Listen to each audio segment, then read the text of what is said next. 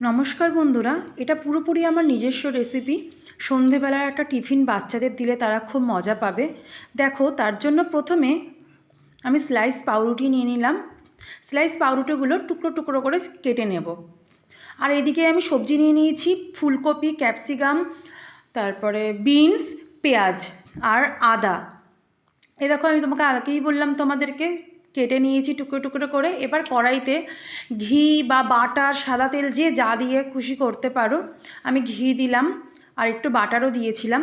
তার মধ্যে দিয়ে দিলাম আদা কুচিগুলো দেওয়ার পরে যে সবজিগুলো আমি কেটে রেখেছিলাম, আমি সেই সব সবজি দিয়ে দিলাম।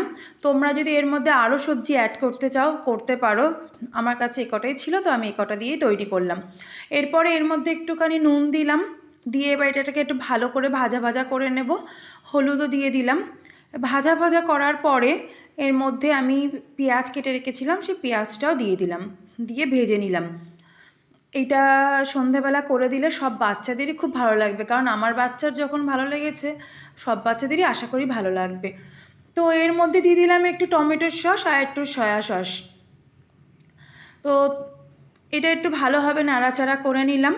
নাড়াচাড়া করে নেওয়ার পরে যে পাউরুটিগুলো আমি টুকরো টুকরো করে কেটে রেখেছিলাম, সেগুলো ওর মধ্যে দিয়ে দিলাম। আর এর মধ্যে দিয়ে দিলাম একটু সামান্য চিনি।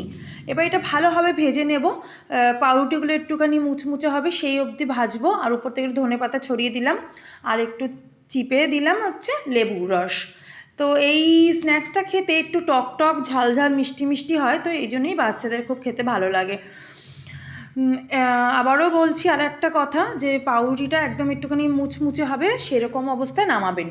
তো আমি আমার মেয়েকে দিলাম খেতে। আমার মেয়ের কাছে খুব ভালো লাগলো খেয়ে, বললো যে মা খুব সুন্দর হয়েছে। তা আমার ছেলে তো 2 বছর, একদমই ছোট। তার কেমন অবস্থা দেখো। সে মুখে নিয়েছে, নিয়ে বলছে খুব সুন্দর হয়েছে। টাটা।